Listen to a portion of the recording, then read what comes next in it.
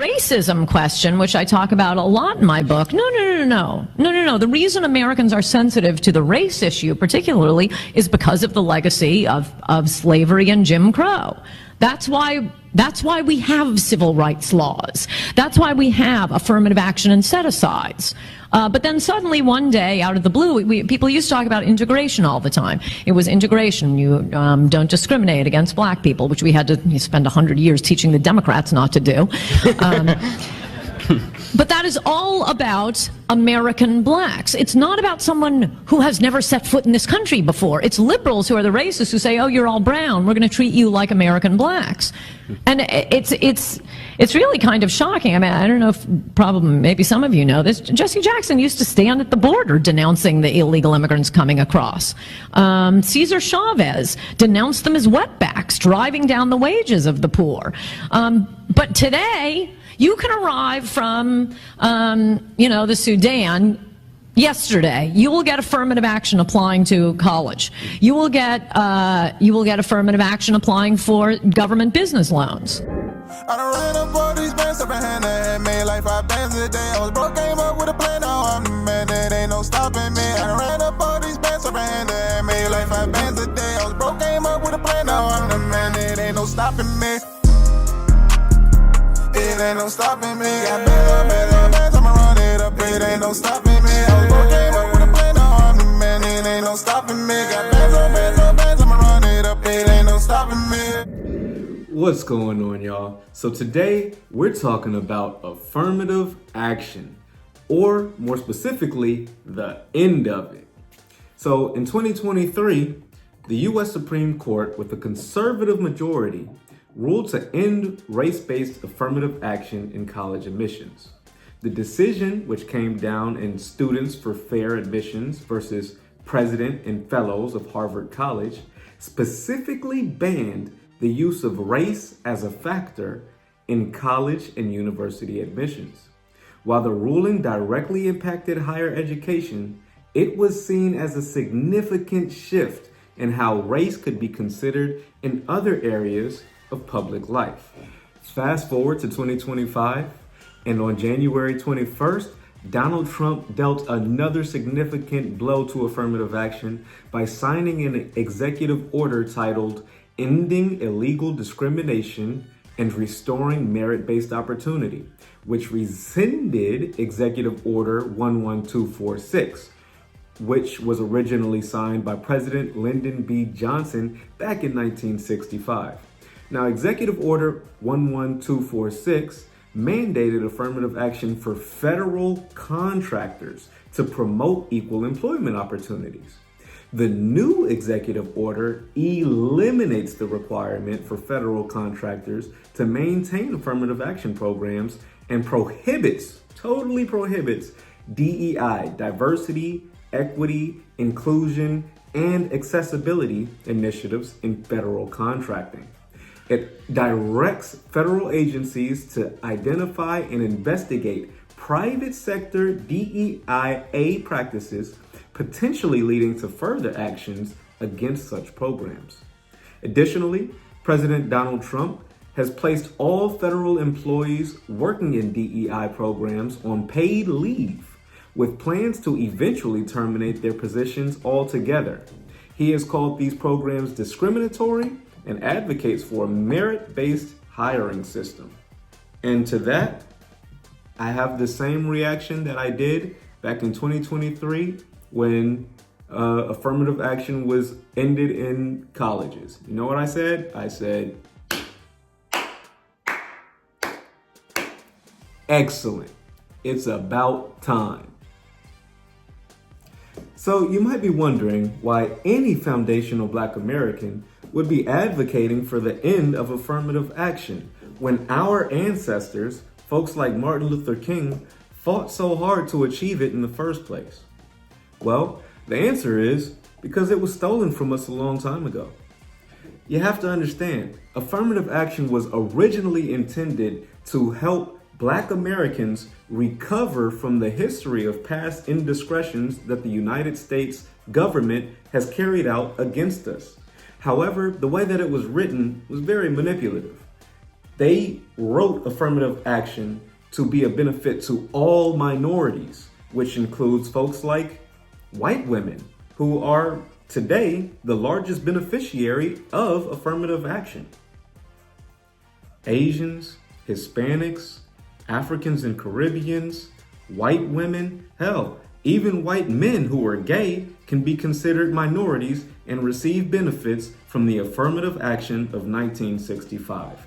As a matter of fact, as I stated before, white women are the largest recipients of affirmative action benefits. While people of color individually and as groups have been helped by affirmative action in the subsequent years, data and studies suggest women, white women in particular, have benefited disproportionately. According to one study in 1995, 6 million women, the majority of whom were white, had jobs they wouldn't have otherwise held but for affirmative action. So says Time magazine. Which means black men are still at the bottom of the totem pole, regardless of the fact that this legislation was specifically designed to help us out. So now, fast forward to 2025, and they're ending affirmative action. Black Americans, especially Black American men, are saying, fantastic. Right now, we're pushing the delineation movement. We're standing on our lineage. So any affirmative actions that take place moving forward should be specific to our lineage. The people who suffered slavery, Jim Crow, prison pipelines. Black Americans are the ones who deserve affirmative action, not someone who came here looking for a better way of life. You've already benefited just by being here. What about us? In 2023, the Asian community came out in large numbers pushing to end affirmative action in college admissions. Up until that point, colleges were able to consider race as a factor when considering students applying to go to their schools. But the Asians believed that by ending affirmative actions, their numbers would be boosted, as they thought Black Americans were receiving unjust treatment, unfair considerations, and affirmative action only benefiting us. Let's see how that turned out for them. Yale, Princeton, and Duke have been threatened with a lawsuit over the decline in Asian American enrollment since the removal of affirmative action. The numbers that the team is pressed about: Duke went from having 35% of Asian American students enrolled to 29%. Yale went from having 30% of students enrolled to 24%. Princeton went from having 26% of Asian American students enrolled to 23.8%. What do you think the Black enrollment is at each of these schools? Black enrollment has remained just about the same. And so when we are talking about a decrease in Asian American student enrollment, how is it that Black student enrollment is taking away? It's like the math is not mathing. They don't have a problem with the fact that 40% of students are enrolled at colleges that accept legacy admissions. Legacy admissions based on the history of this country, who are predominantly white. They don't have a problem with legacies benefiting from a system. So instead of looking at the legacy admissions at these universities, they're honing in on a small percentage of Black students who are enrolled at these universities and saying the Black students are taking our spots, as opposed to looking at where a majority of the admissions are coming from. So as the sister just explained, Black Americans did not suffer from the ending of affirmative action in college admissions. The reasoning is we are qualified for the positions that we possess. This affirmative action thing has been so bastardized and diluted. Everyone, including the Asians, are beneficiaries of affirmative action. They thought they were spiting us when they ended it, but really they shot themselves in the foot. And I suspect similar results are going to occur throughout the economy in other areas such as government employment, private employment, etc., etc. The Black folks who get these positions, we're getting them because we're good at our jobs. And I think we should all have to compete based on our merits. However, we are still standing on reparations, lineage-based reparations. if and when we receive our reparations, hey, from that point forward, it's game on. Now, if you've made it this far in the video, be sure to hit the thumbs up button to support the channel. And if you haven't done so already, smash the subscribe button and hit the notification bell for videos just like this, dropping every single day. A new topic, new conversation for you to find interesting, consume, and leave it in the comment section where I got things wrong. Check out this bonus footage as always, and I'll see you on the next one. Peace. Now, if I right now decided that I wanted to play Monopoly with you, and for 400 rounds of playing Monopoly, I didn't allow you to have any money, I didn't allow you to have anything on the board, I didn't allow for you to have anything, and then we played another 50 rounds of Monopoly, and everything that you gained and you earned while you were playing that round of Monopoly was taken from you. That was Tulsa, that was Rosewood. Those are places where we built black economic wealth, where we were self-sufficient, where we owned our stores, where we owned our property, and they burned them to the ground. So that's 450 years. So for 400 rounds of Monopoly, you don't get to play at all. Not only do you not get to play, you have to play on the behalf of the person that you're playing against. You have to play and make money and earn wealth for them, and then you have to turn it over to them. So then for 50 years, you finally get a little bit and you're allowed to play. And every time that they don't like the way that you're playing, or that you're catching up, or that you're doing something to be self-sufficient, they burn your game. They burn your cards. They burn your Monopoly money.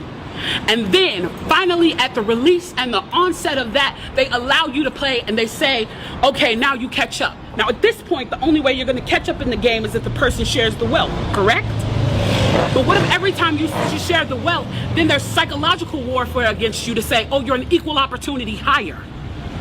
So if I played 400 rounds of Monopoly with you and I had to play and give you every dime that I made, and then for 50 years, every time that I played, if you didn't like what I did, you got to burn it like they did in Tulsa and like they did in Rosewood, how can you win?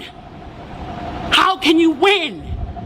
I done ran up all these bands up in hand and made like 5 bands a day. I was broke, came up with a plan, now I'm the man, there ain't no stopping me. I done ran up all these bands up in hand and made like 5 bands a day. I was broke, came up with a plan, now I'm the man, there ain't no stopping me. It ain't no stopping me. Got bands, I'ma run it up, it ain't no stopping me. I was broke, came up with a plan, now I'm the man, it ain't no stopping me. Got bands, I'ma run it up, it ain't no stopping me.